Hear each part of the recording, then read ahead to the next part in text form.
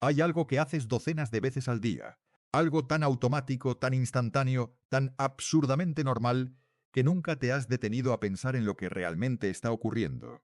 Abres el teléfono, escribes algo, presionas enviar, y en menos de lo que tarda un parpadeo, esas palabras aparecen en la pantalla de alguien que puede estar a 10 metros o a 12.000 kilómetros de distancia. ¿Cómo es eso posible? No de forma vaga, no con la respuesta fácil de bueno, es Internet, ya sabes, sino de verdad, con todo el peso de lo que significa. Porque lo que ocurre en ese instante, en esa fracción de segundo entre que tú pulsas enviar y el otro ve tu mensaje, es uno de los viajes más extraordinarios que la humanidad ha construido jamás. Un viaje que atraviesa el aire, la ciudad, el océano y vuelve. Todo antes de que puedas decir tu propio nombre. Hoy vamos a hacer ese viaje contigo. Empieza en tu dedo. Parece una tontería, pero empieza ahí. En el tacto. En el momento exacto en que tu huella dactilar roza el cristal de tu teléfono y la pantalla detecta el calor de tu piel. En ese microsegundo, el teléfono ya sabe que algo va a pasar. Pero el teléfono no entiende palabras, no entiende frases, ni amor, ni urgencia, ni el tono exacto que querías darle a ese mensaje. Lo único que entiende tu teléfono son números, ceros y unos.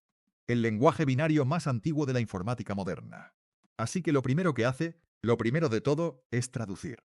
Cada letra que escribiste, cada espacio, cada signo de puntuación, se convierte en una secuencia de ceros y unos. La letra H se convierte en 010010000. La letra O en 011101111. Tu mensaje entero, esa frase que escribiste sin pensar demasiado, es ahora una cadena de bits larga, como un poema escrito en el idioma más frío del universo. Pero eso no es suficiente, porque los datos crudos no viajan solos. Necesitan ser empaquetados. Imagina que tienes que enviar una estatua de mármol por correo. No la puedes meter entera en una caja. Es demasiado grande, demasiado frágil, así que la desmontas en piezas. Le pones a cada pieza una etiqueta. Esta va primero, esta va en el número 17, esta es la última. Añades instrucciones de montaje y mandas cada pieza por separado, sabiendo que si llegan todas, al otro lado podrán reconstruir exactamente lo que enviaste. Eso es exactamente lo que le pasa a tu mensaje. Tu teléfono lo divide en fragmentos pequeños llamados paquetes. Cada paquete es como un sobreinteligente que no solo contiene un pedazo de tu mensaje, sino también información sobre quién lo envía, a dónde va, en qué orden debe ser leído, y cómo verificar que llegó sin errores. Son paquetes de datos, y son la unidad básica sobre la que funciona toda la Internet moderna. Lo que te va a sorprender es lo que ocurre a continuación, porque estos paquetes no viajan todos juntos, en convoy, siguiendo la misma ruta. No, cada uno sale por su cuenta. Cada uno puede tomar un camino diferente a través de la red. Y al final, cuando lleguen todos a destino, se reensamblan en el orden correcto como si nunca hubieran estado separados. Es una idea que parece caótica, y sin embargo funciona con una precisión casi ridícula. Pero, ¿cómo salen del teléfono? ¿Cómo dan el primer paso? El primer salto es invisible. Cuando presionas enviar, tu teléfono busca. Literalmente escanea el aire a su alrededor buscando una señal. Si estás en casa o en la oficina, probablemente encuentre una red Wi-Fi. Si estás en la calle, busca la red móvil. En ambos casos, lo que ocurre es el mismo fenómeno fundamental. Los datos se convierten en ondas electromagnéticas, el mismo tipo de ondas que usa la luz, solo que a frecuencias que el ojo humano no puede ver. Tu teléfono literalmente lanza al aire invisible una representación de tu mensaje, modulada en la frecuencia específica de tu red. Y en algún punto de tu habitación, de tu calle, de tu ciudad, hay una antena escuchando. Si usas Wi-Fi, esa antena está a pocos metros. Tu router doméstico, ese aparato lleno de lucecitas intermitentes que probablemente hayas reiniciado alguna vez con rabia, recibe tu señal, la decodifica y la retransmite por un cable físico que sale de tu casa y se conecta a la red más grande. Si usas datos móviles, la antena que recibe tu señal puede estar a kilómetros. Las torres de telefonía, esas estructuras metálicas que hay en tejados, en colinas, en los bordes de las autopistas, son en realidad enormes receptores emisores que están constantemente escuchando millones de conversaciones a la vez. Tu señal llega a la torre más cercana, que la envía a través de una red de cable o microondas hacia un nodo central de tu operadora. Aquí hay algo que muy poca gente sabe. Cuando crees que estás en la nube, cuando crees que tus datos viven en el aire, en realidad están en un cable. En algún punto del viaje casi siempre, los datos tocan metal. Tocan vidrio, tocan algo físico, porque Internet, la gran Internet, no es inalámbrica, Internet es cable. El momento en que todo cambia. Tus paquetes acaban de llegar a la red de tu operadora. Ahora hay algo que hacer antes de que puedan seguir avanzando. Algo que parece burocrático pero que es en realidad magia pura. Tu teléfono quiere enviar un mensaje a, digamos, alguien en Tokio, pero tu teléfono no sabe cómo llegar a Tokio. Ni siquiera sabe exactamente dónde está el servidor de WhatsApp, o de Telegram, o del servicio que estés usando. Lo que sí sabe es una dirección, un nombre de dominio, algo como duabae.me o telegram.org. Un nombre humano, legible, memorable. Pero los ordenadores no se comunican con nombres, se comunican con números. Direcciones IP. Una cadena de números como 157.240.2235 que identifica de forma única un servidor específico en algún lugar del planeta. ¿Cómo se traduce ese nombre en ese número? Existe un sistema que funciona silenciosamente debajo de todo Internet. Un sistema tan fundamental que si desapareciera, Internet colapsaría en minutos. Se llama DNS. Domain Name System. El sistema de nombres de dominio. Piénsalo como la guía telefónica de Internet. Excepto que en lugar de buscar el número de tu vecino, busca la dirección exacta de un servidor en cualquier punto del globo. Y lo hace en milisegundos. Tu teléfono hace una consulta. ¿Cuál es la dirección IP de este dominio? La consulta viaja a un servidor DNS que busca en su base de datos, devuelve el número, y ahora tus paquetes saben exactamente a dónde ir. Todo eso, antes de que tu mensaje haya viajado ni un kilómetro real. Ahora los paquetes comienzan a moverse de verdad, y aquí es donde el viaje se vuelve épico. Tus datos entran en lo que se llama la red troncal de Internet, el backbone, la columna vertebral digital del planeta. Imagina una telaraña de autopistas de fibra óptica que conectan todas las ciudades grandes del mundo. Ciudades que conectan ciudades más pequeñas, y esas a su vez conectan barrios, edificios, habitaciones.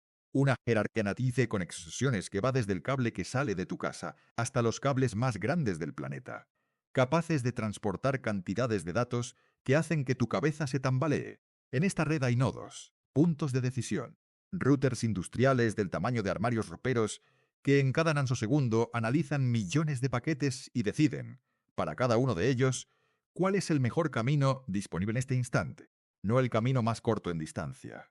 El camino más rápido en este momento, porque la red está viva, está constantemente cambiando, colapsando en algunos puntos, liberándose en otros, y los routers adaptan el tráfico en tiempo real, como el cerebro de un organismo vivo. Tu mensaje viaja por esta red a velocidades que para nosotros son casi abstractas.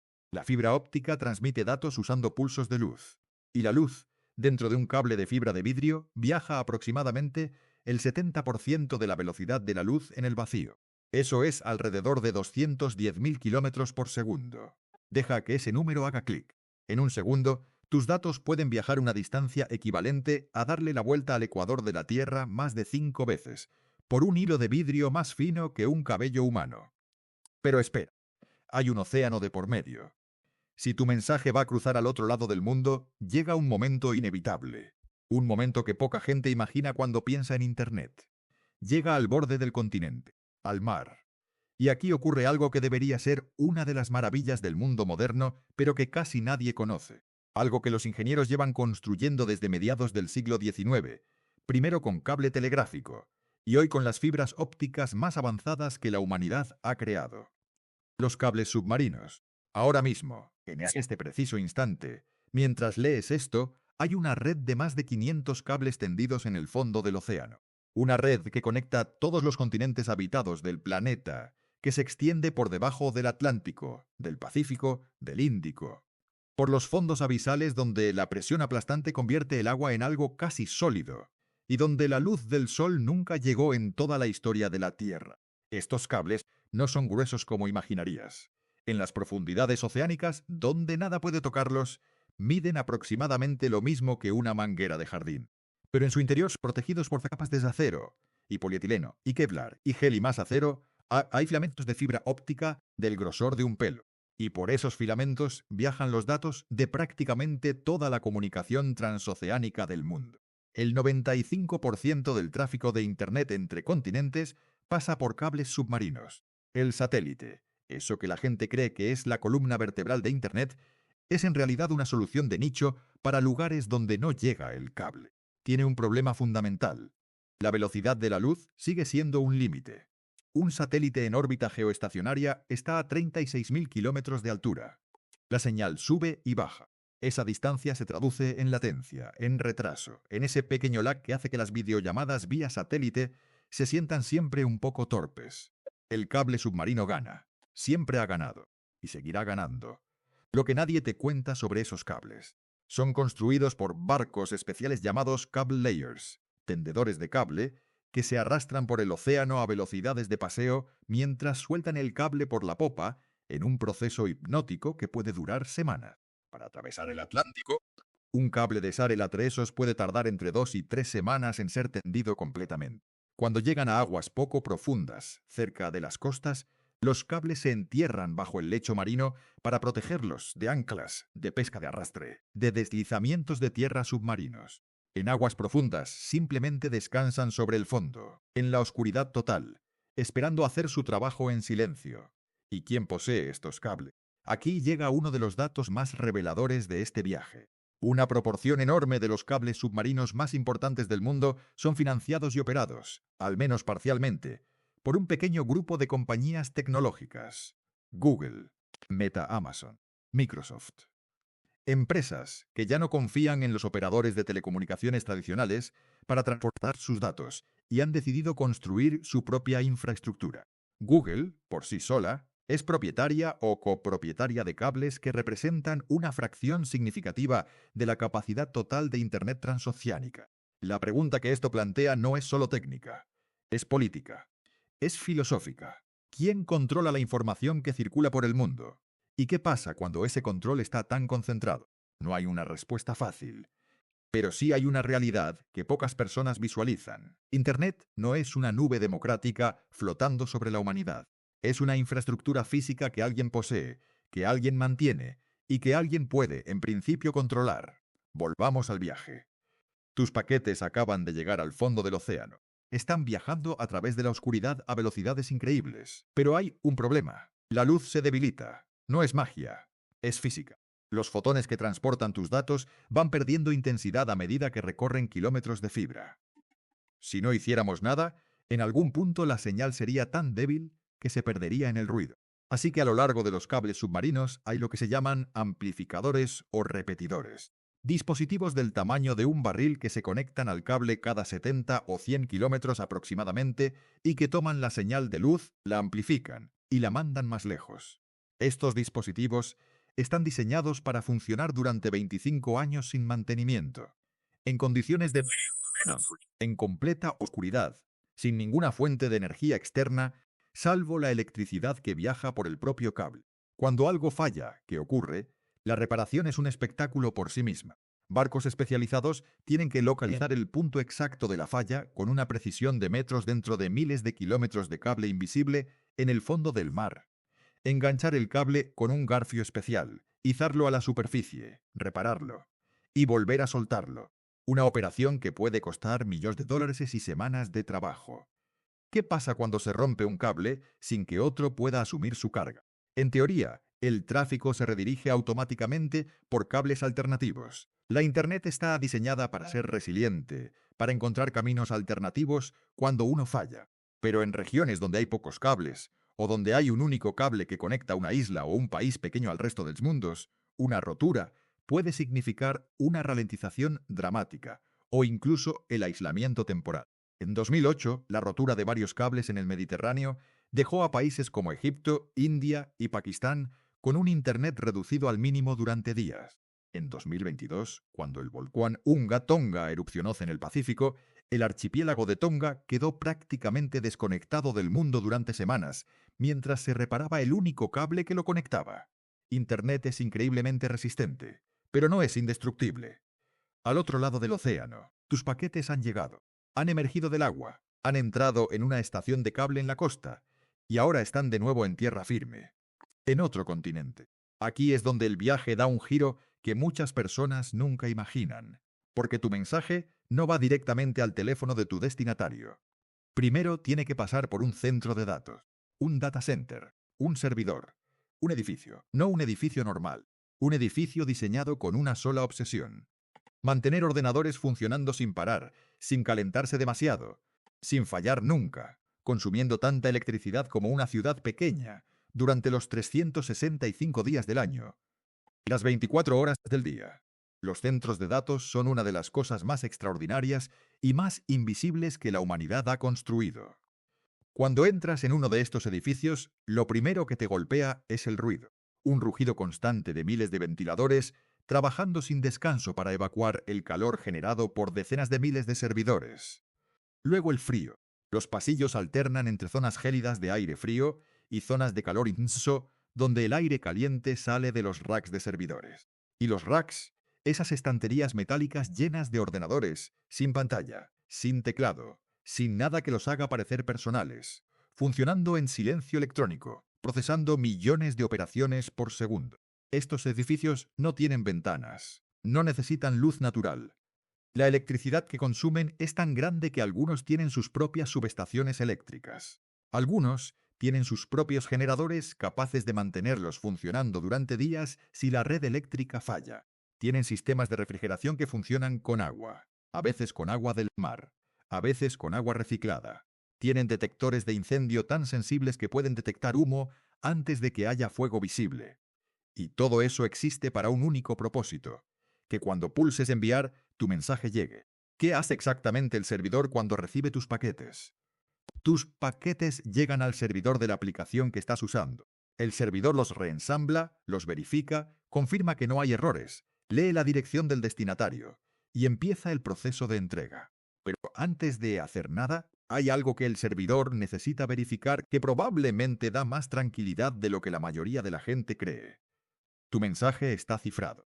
Desde el momento en que salió de tu teléfono, tu mensaje estaba envuelto en una capa de encriptación.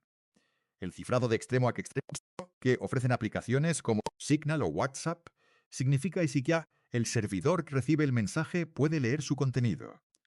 El único que puede descifrarlo es el dispositivo del destinatario, que tiene la clave correcta. ¿Cómo funciona eso?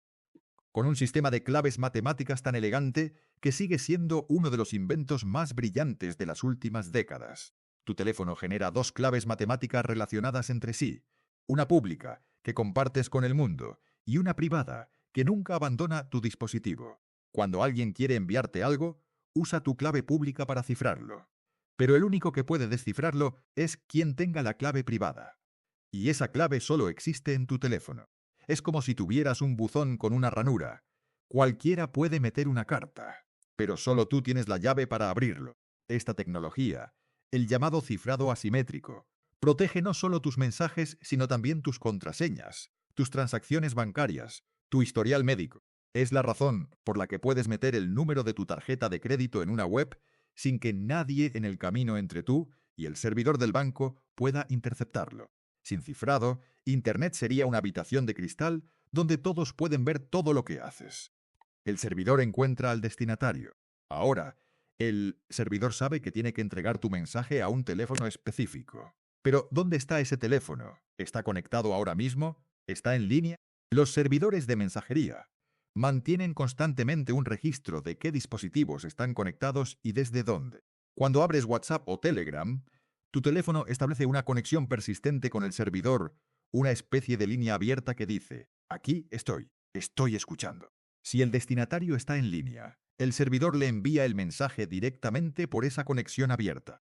El mensaje cruza el océano en la dirección contraria, llega a la red del operador del destinatario, baja desde la antena más cercana hasta su teléfono, se descifra y aparece en su pantalla. Si el destinatario está desconectado, el servidor guarda el mensaje pacientemente. En cuanto el teléfono del destinatario se conecte, el servidor se lo entrega, como un cartero que espera en la puerta. Todo este proceso, desde que presionaste enviar hasta que el mensaje aparece en la pantalla del otro, puede ocurrir en menos de 100 milisegundos, a veces en 20, a veces en 10 milisegundos, un centésimo de segundo. Y en ese tiempo, tus datos han viajado desde tu mano, al aire, a un cable, a través de un océano, al fondo de un edificio lleno de ordenadores en otro continente, de vuelta a través del océano, a una antena en otra ciudad y al bolsillo de otra persona. Pero hay algo más. Algo que hace este sistema todavía más alucinante. Ahora mismo, mientras hacemos este viaje juntos, no lo estás haciendo solo. En este preciso instante, hay aproximadamente 5.000 millones de personas conectadas a Internet en el planeta. Cada una de ellas enviando, recibiendo, descargando, subiendo. Los cables submarinos que mencionamos antes transportan en un solo segundo cantidades de datos que, si los imprimieras, llenarían bibliotecas enteras. Según estimaciones recientes, en un solo minuto de actividad global en Internet, se envían más de 300 millones de correos electrónicos. Se comparten más de 1 millón de publicaciones en redes sociales. Se realizan millones de búsquedas en Google. Y se transmiten cantidades de video que tardarías vidas enteras en ver. Y todos esos datos comparten la misma infraestructura. Los mismos cables, los mismos, los mismos centros de datos. ¿Cómo es posible que todo eso funcione a la vez sin colapsar? La respuesta tiene varias partes. La primera es la arquitectura de los paquetes que ya vimos. Dividir el tráfico en fragmentos pequeños que pueden entrelazarse en el cable sin interferirse. La segunda es algo llamado multiplexación por división de longitud de onda, que es básicamente un truco de física que permite que un solo hilo de fibra óptica lleve no una, sino docenas. Cientos de señales de luz a la vez, cada una en una longitud de onda ligeramente diferente, como si en lugar de una autopista tuvieras cientos de autopistas superpuestas en el mismo espacio físico. La tercera razón es simplemente la escala brutal de la infraestructura. Hay más cable de fibra óptica enterrado en el suelo y en el fondo del mar de lo que la mayoría de la gente puede imaginar. Millones de kilómetros. Una red tan densa en algunas partes del mundo que, si la pudieras ver físicamente, iluminada como los tendidos eléctricos en la noche, el planeta parecería una ciudad de luz. El precio oculto de todo esto. Hay una pregunta que deberías hacerte. Una pregunta que rara vez aparece cuando pensamos en Internet como algo intangible, como algo que simplemente existe. ¿Cuánta energía consume todo esto? La respuesta es una de esas cosas que, una vez que la sabes, no puedes desaprender. Los centros de datos del mundo consumen colectivamente en torno al 1 y 2% de la electricidad global. Una cifra que puede parecer pequeña hasta que la pones en perspectiva. Es más electricidad que la que consume entera la aviación civil. Es comparable al consumo energético de países enteros. Un solo centro de datos de gran escala puede consumir tanta electricidad como decenas de miles de hogares. Algunos de los más grandes del mundo, los llamados Hyperscale Data Centers, operados por Amazon, Google, Microsoft y Meta, son instalaciones de cientos de miles de metros cuadrados que requieren inversiones en infraestructura eléctrica y de refrigeración que superan los miles de millones de dólares. Y la demanda sigue creciendo. Con la explosión de la inteligencia artificial, con el streaming de video en 4K, con los videojuegos en la nube, con el Internet de las cosas conectando cada vez más dispositivos, el hambre energética de la infraestructura digital no para de aumentar. Las grandes compañías tecnológicas han hecho compromisos públicos sobre energías renovables.